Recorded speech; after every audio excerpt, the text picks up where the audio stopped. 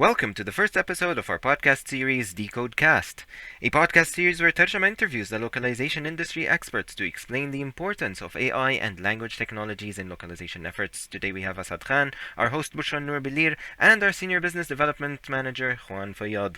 In this episode we focus on the e-commerce sector, helping leaders to decide which path is the best for their localization efforts. I'd like to mention that Asad Khan is the Global Commercial Officer of the Good Glam Group. Hello and welcome to the first episode of Tarjama Decode Cast, a podcast series where we explore localization strategies and explain why technology is the key tool for addressing the needs of the local MENA markets. My name is Bushra Noor Bilir and I will be your host. As the pioneer of the MENA region, Tarjama wants to show the importance of AI and other advanced digital tools in understanding the process of localization. By presenting different solutions for overcoming barriers in local MENA markets, this podcast is designed to help leaders choose their pathway in their localization journey. In the inaugural episode, we will be discussing the topic of localization in the e-commerce industry. Joining me in the discussion about the challenges e-commerce platforms have when entering a new market, we have Asad Raza Khan with us today. Asad is the Global Commercial Officer of the Good Glam Group, South Asia's largest content-to-commerce scale-up, which launched its platform in MENA region on the 15th of August. Also, I have here with me today Juan Fayyad, Senior Director of Business Development of Tarjama, that will offer his insights on the process of solutions when providing e-commerce sector. Join us as we dive into the world of e-commerce and localization with Asad Raza and Juan Fayyad. So, I'm starting with the first question. Hello again, Asad. For our viewers who are maybe not familiar with the amazing things that Good Glam is doing, can you briefly introduce us to Good Glam and yourself? Thank you, Bushra, and thank you, Juan. Thank you for having me on this inaugural podcast. So, Good Glam Group, as you have mentioned, is a content to commerce platform. It's a company which basically is a group of 11 different companies where there is a media pillar, a creator pillar, and then the brands pillar in which we own the brands. And we have tried to create an ecosystem where we can attract people via our content, via our media, educate them about the industry, about products, about things which are very relatable and very important to them, and then as a solution introduce our brands to them, servicing unserved needs of consumers, again first in India and South Asia and now expanding into the world. So this ecosystem is what Good Glam Group creates its USP on. And within our brands, we're again very focused on the future.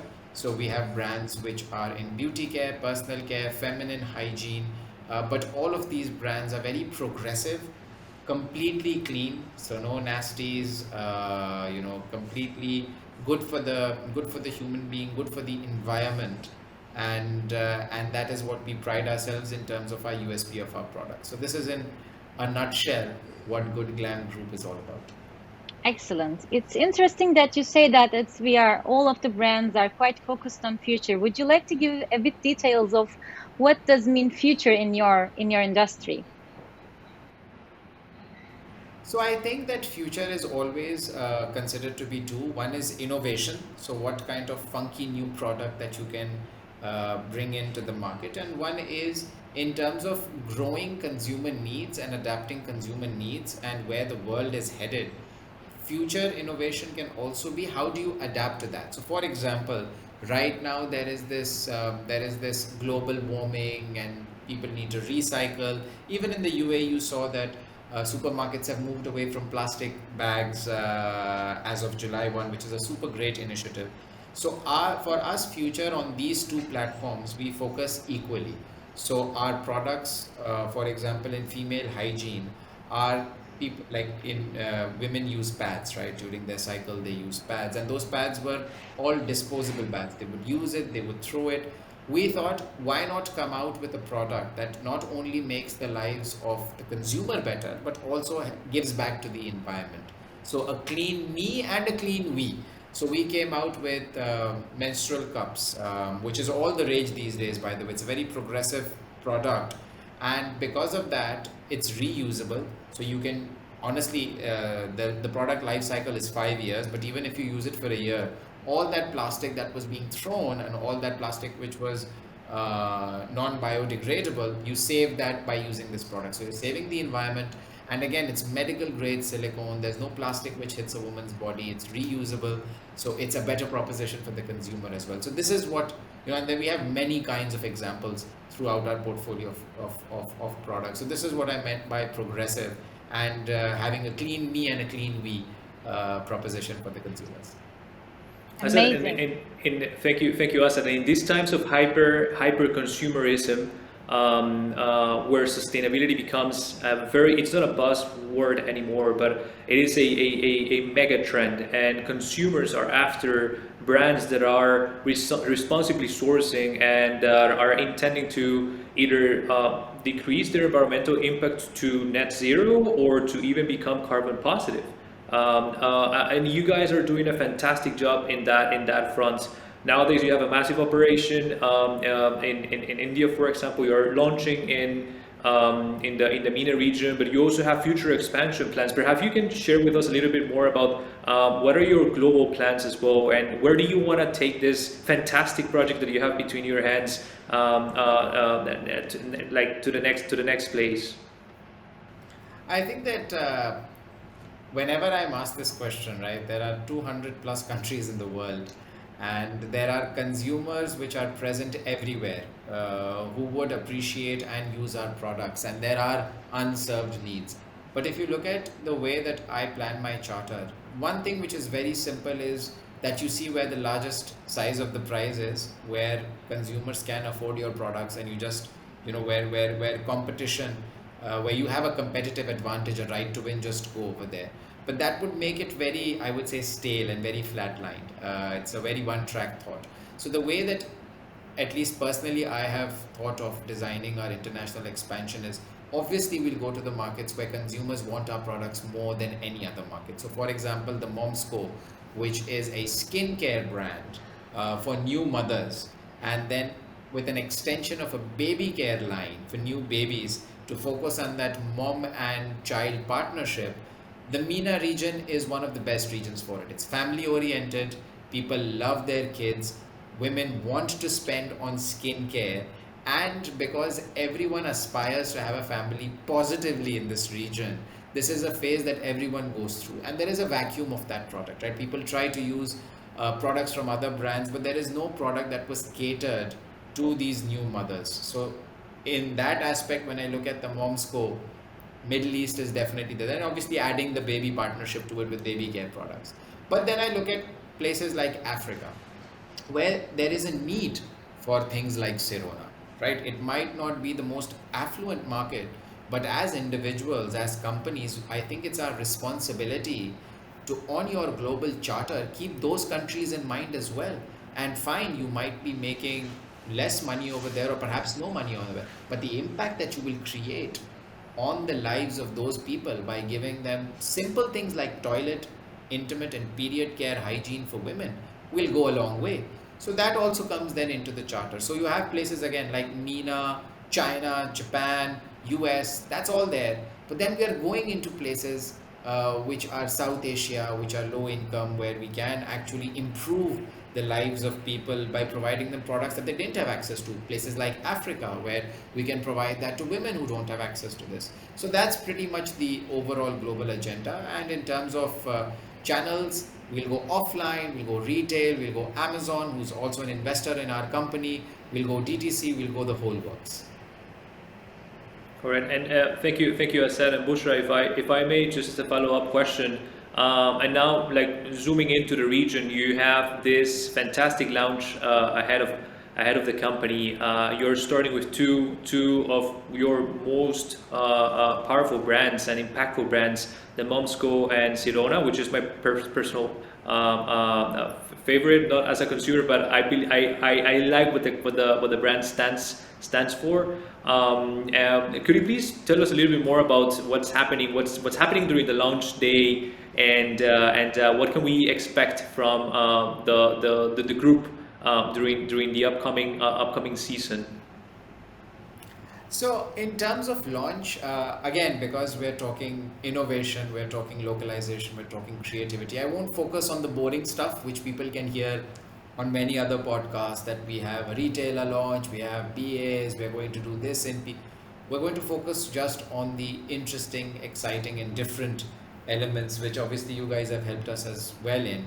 So, one was that these are brands which are global level, but every brand needs localization. And I use that word very deliberately, that it needs to be localized and not just a cookie cutter translation approach, right? So the first step was localizing these brands, whether it be the artwork, whether it be the assets, whether it be the storytelling, whether it be the kind of story told, whether it be the people who tell the stories.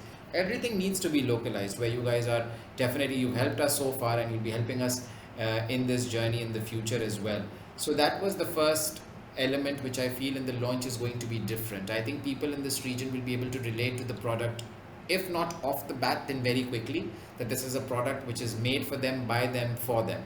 And that I think is the biggest challenge for any brand entering, especially metropolises like the United Arab Emirates, where you have 196 nationalities playing and you have so many brands coming in and so many brands choosing to do a cookie cutter approach. Either they come in without local adaptation, or whether they come in with a very basic, top level, okay, let's just translate a couple of our social media assets and we're good, and we're good to go. I think that is, in a place like this, to truly differentiate and resonate with the people, localization is key.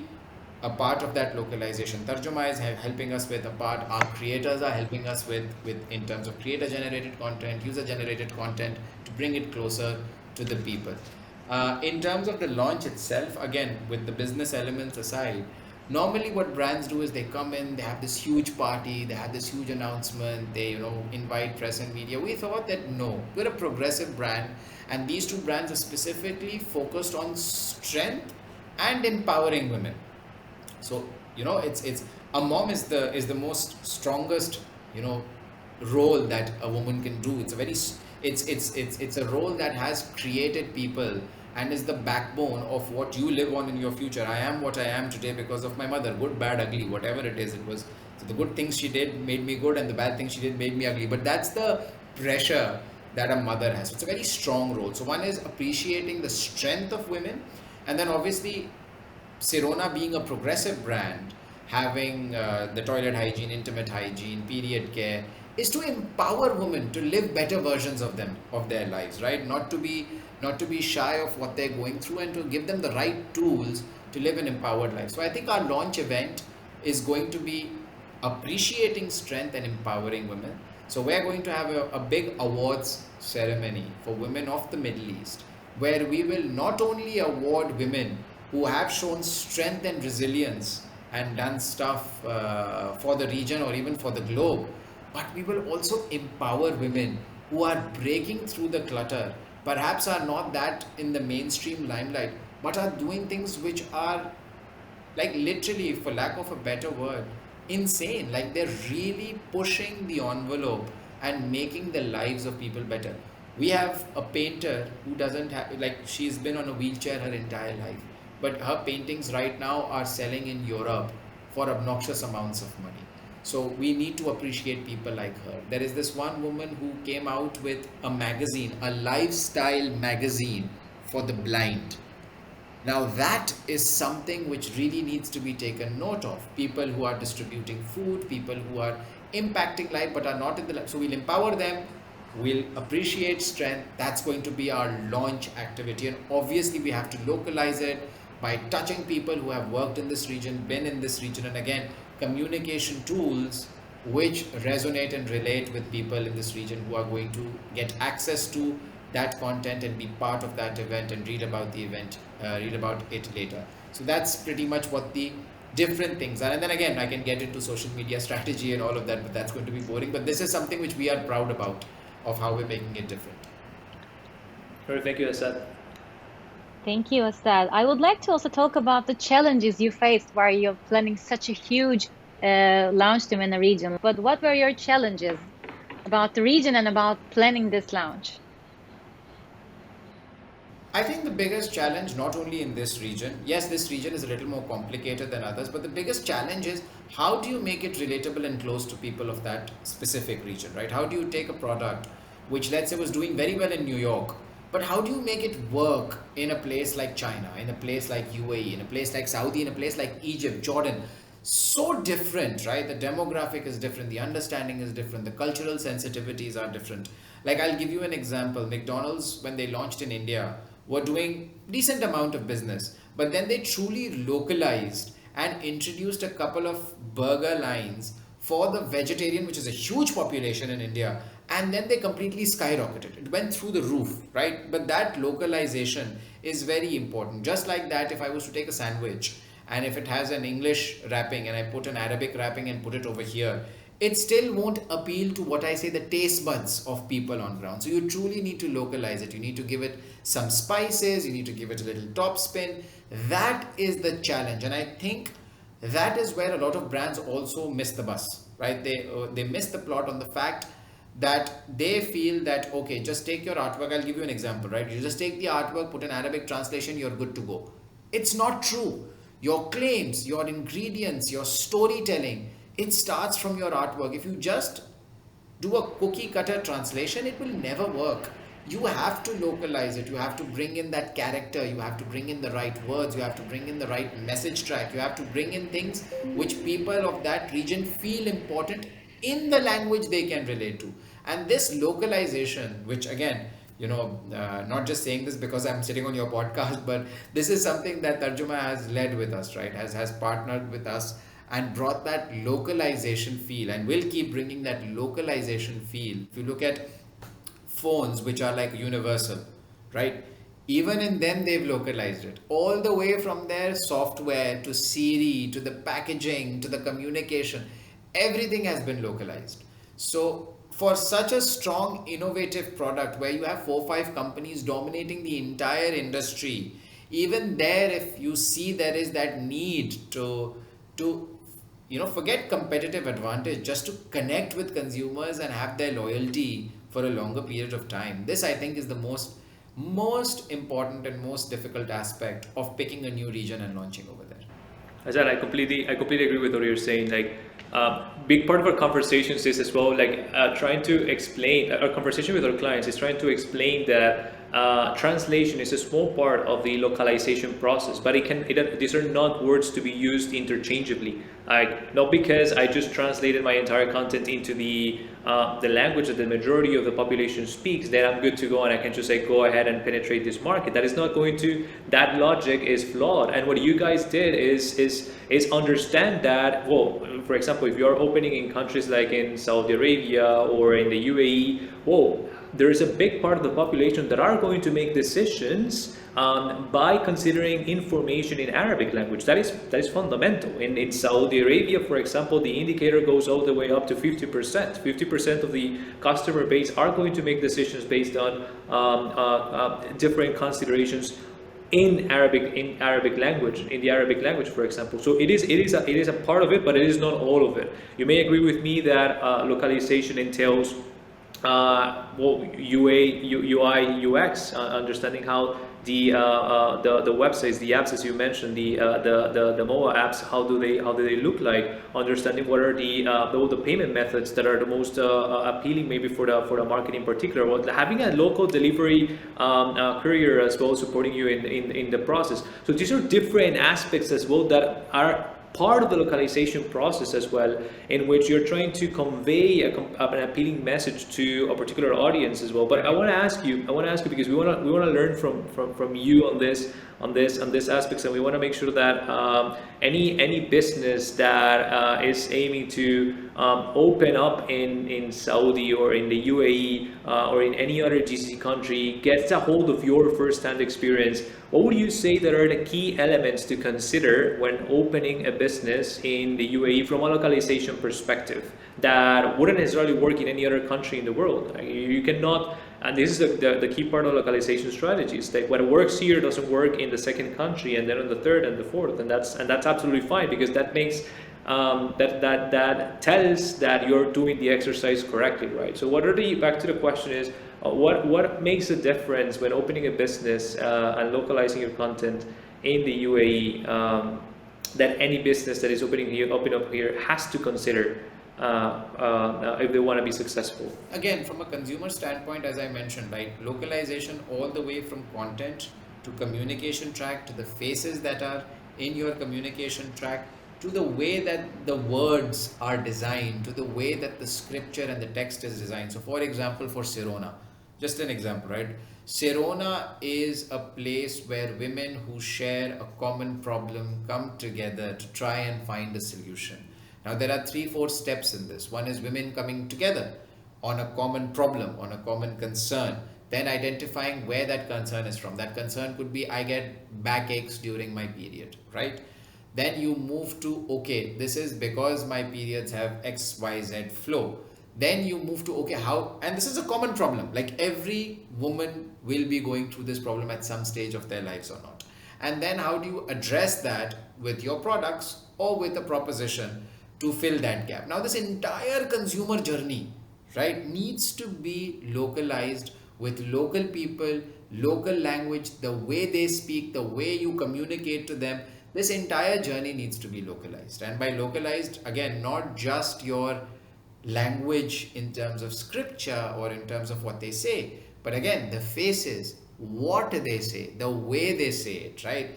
You can translate a sentence, but the what and the way that they say it and how it resonates becomes very, very interesting. Like, for example, if I was to make a joke over here that,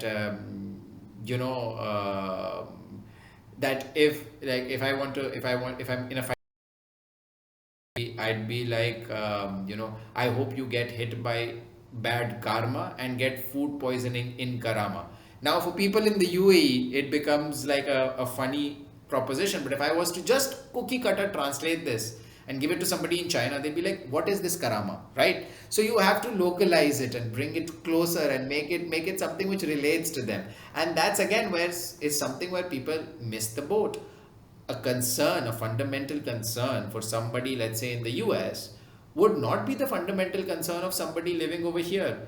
There they might have problems of ingrown hair, but here they have problems of too much hair, right? But it could be the same product, but you need to localize the concept. And again, with all due respect, if somebody from another country is telling me about my basics and culture in this country, it won't resonate with me, right? If you look at the French, they won't speak English with you on the street. They'll be like, learn my language, speak to me in my language. So that's where it starts. And then the fluency, the words that you choose. This is the aspect of localization. And if you look at, even if you look at content, right? Money Heist was a show all of us watched and enjoyed. It was in Spanish.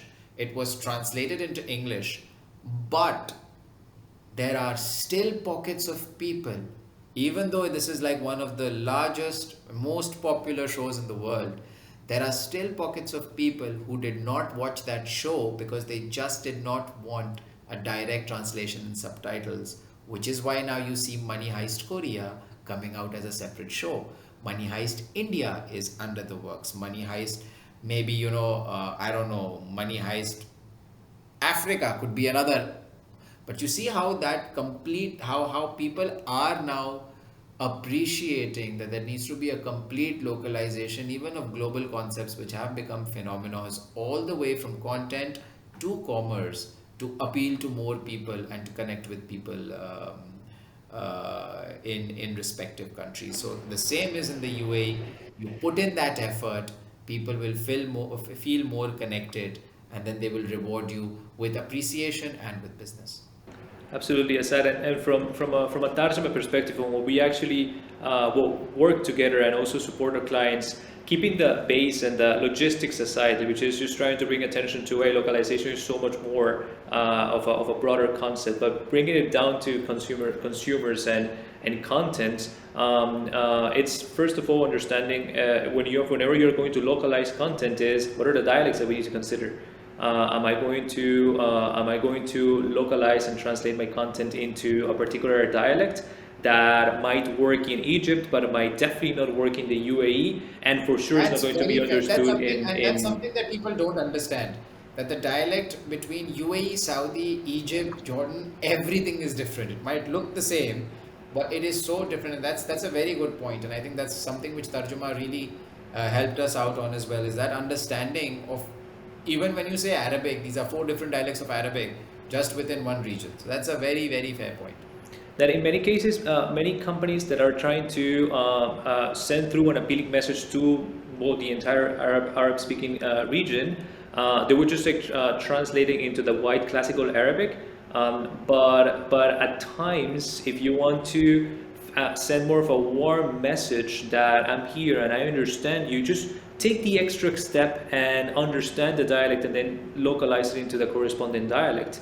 It is also understanding that every audience or every customer segment has different decision-making drivers, and the way in which we search for items is different as well. For example, the keywords that I would use that are the target keywords that I would include in my blogs, for example, in English, might be completely different in Arabic, because are not necessarily the same translation of those particular keywords, but at the same time, the way in which I perhaps type down a question to ask or search for a certain item is not the same way that a different customer audience would do it. So understanding this from a user buyer users or user personas point of view is also key for any localization process. And I think that this is something that you have done very well, and you have really taken it an extra step, which is also to well, consider how the image and the visual perspective looks like as well, which is not just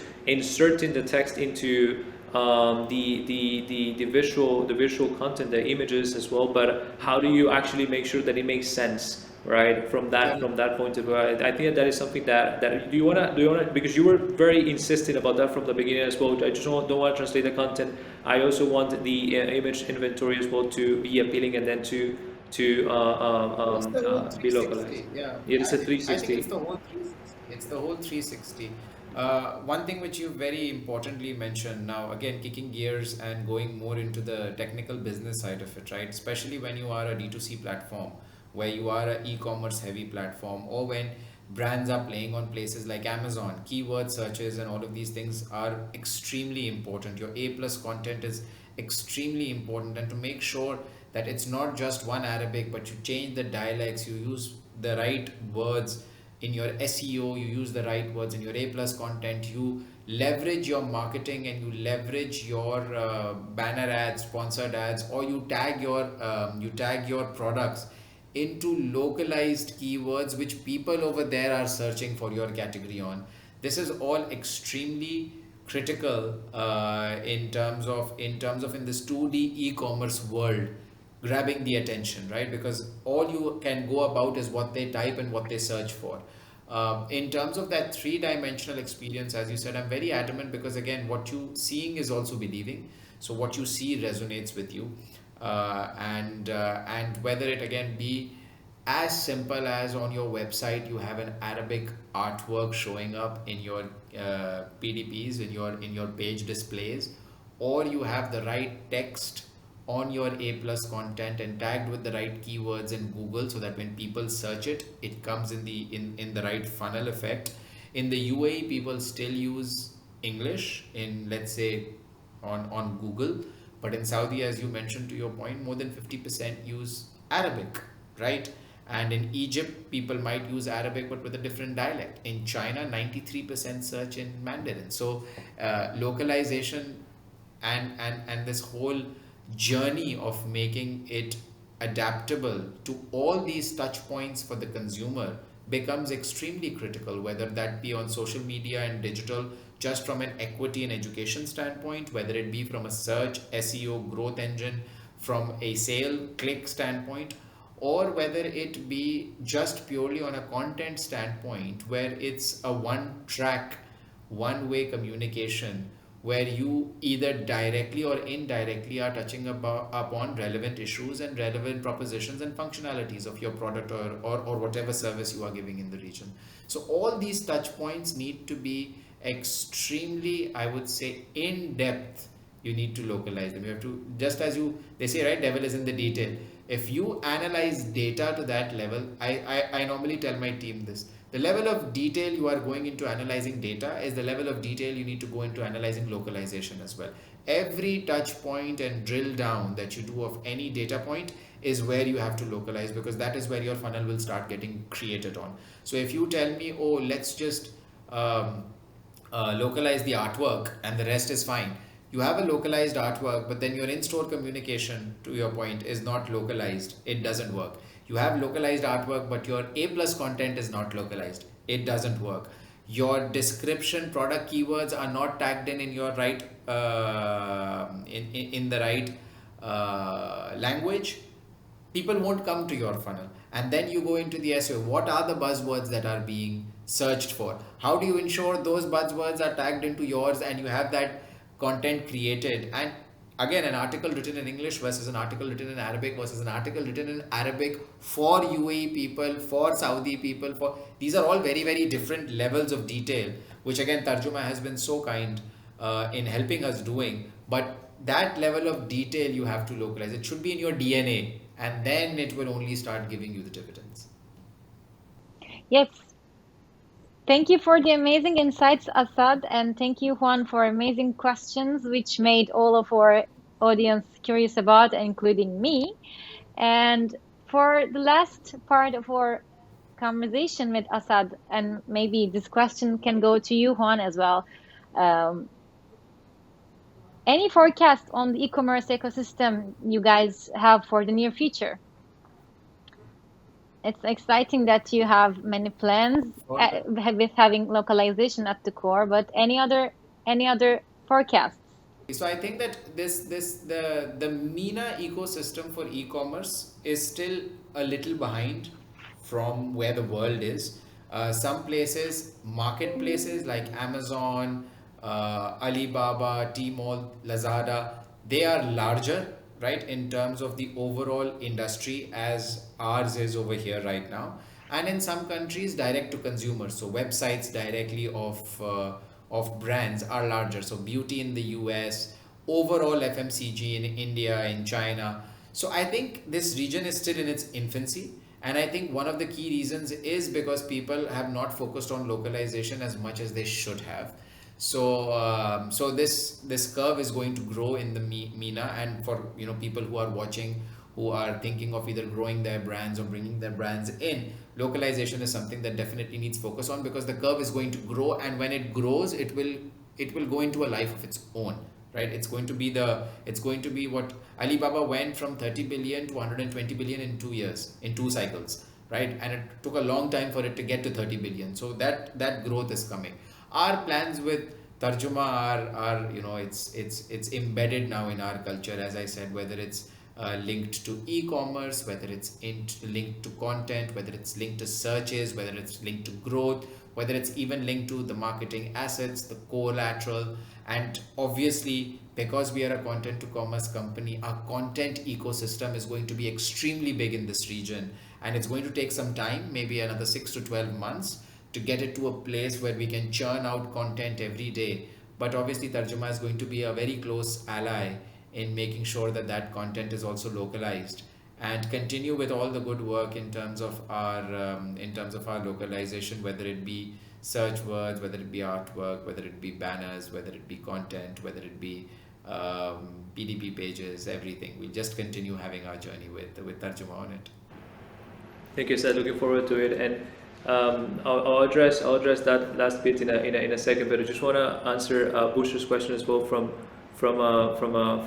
our perspective, I suppose, as a language service provider and a localization agency.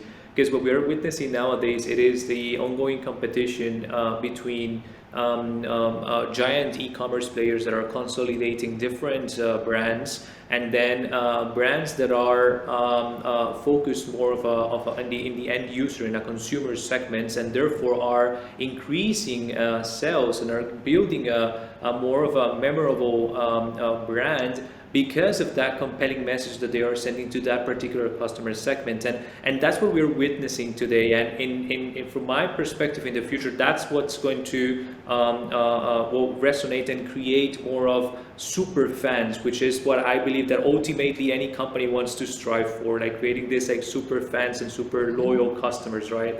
As a future parent, for example, any business, any business that puts in front of me a checklist, for example, what is it that I need to buy, and then tells me, okay, this is the checklist of everything that a new parent has to put down, and then just click here, and then I'll just take you to the SKU right away. That person is going to win over me, but because they understand where I'm coming from, and they understand what I'm going through right now, in which I have so many questions and so many concerns that I don't know what is ahead of me, so I need someone to tell me what to do. They understood, they did the assignment correctly. They understood exactly what is my struggle. Therefore, they put together a unique selling proposition in front of me that I can't resist. So I just go ahead, I see the content, I sort of like address my concerns, but at the same time I have an action button to purchase most of the items in that checklist, for example. So that understanding of the end user and the customer segment is what I consider that is going to sort of like champion the e-commerce game in the mid and long term.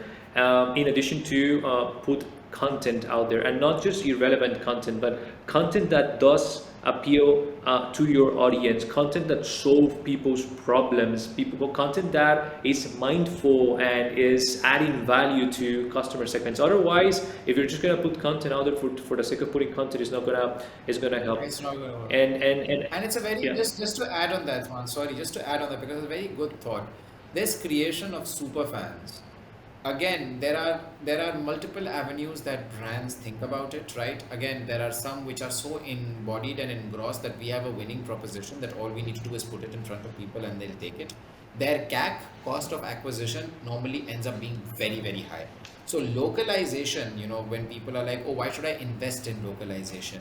I'd like to put it on the record that your CAC, if you localize properly of any proposition that you have, drops significantly in creating these fans, super fans, or even just a consumer which is willing to try your product. I know companies which had winning propositions in e-finance, in binary, in any business line that you could think of, spent ridiculous amounts of money in performance marketing, digital marketing, and their CACs were through the roof.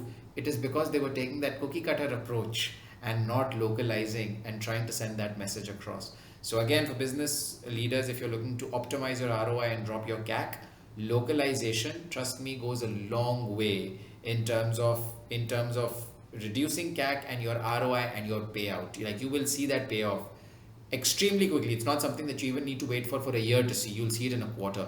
And if you look at two brands of ours which we spoke about, Sirona and Momsco, were both started off as niche brands, as one rightly mentioned, that you pick that segment who you can cater to, and then you grow that, right? That progressive female care and that mother-baby relationship and the mother skincare for the 0 to 5 years of their pregnancy.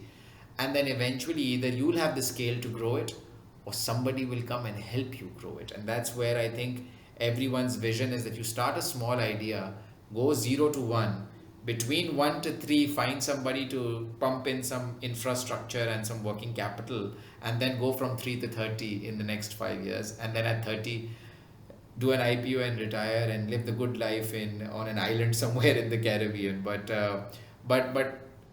absolutely, what Juan said, completely agreed. And in terms of flipping it around as a client, my CAC like literally goes down, and the money is much more than what you invest in localizing the content.